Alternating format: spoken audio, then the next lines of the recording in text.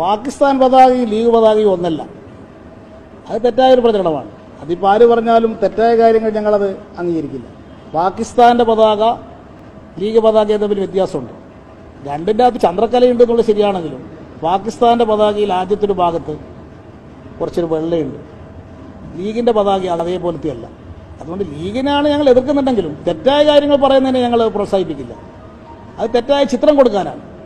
പാകിസ്ഥാൻ വിരോധം ഉണ്ടാക്കി അത് മുസ്ലിം വിരോധമാക്കി മാറ്റാനാണ്. മുന്നണിയെ നയിക്കുന്ന കോൺഗ്രസ് പാർട്ടി തങ്ങളുടെ സ്വന്തം ഘടകകക്ഷിയുടെ പതാകയെ പാകിസ്ഥാന്റേത് ആണെന്ന് BJP പ്രചരിപ്പിക്കും എന്ന് ഭയന്ന് അരയിൽ തിരികാൻ പറയുമ്പോൾ എതിർകക്ഷി ആയിരുന്നിട്ടും സഖാവ് കോടിയേരി ബാലകൃഷ്ണൻ പറഞ്ഞത് അങ്ങനെ പറയുന്നതിന് തങ്ങൾ അംഗീകരിക്കില്ല എന്നാണ്. എന്നാൽ അസുഖബാധിതനായപ്പോഴും അല്ലാതെയും അദ്ദേഹത്തെ ക്രൂരമായി ഏറ്റവും അധികം പരിഹസിക്കുകയും അപമാനിക്കുകയും ചെയ്തവരാണ് ലീഗടികൾ. ഈ കർമ്മ എന്ന് പറയുന്നത് ചുമ്മാതല്ല.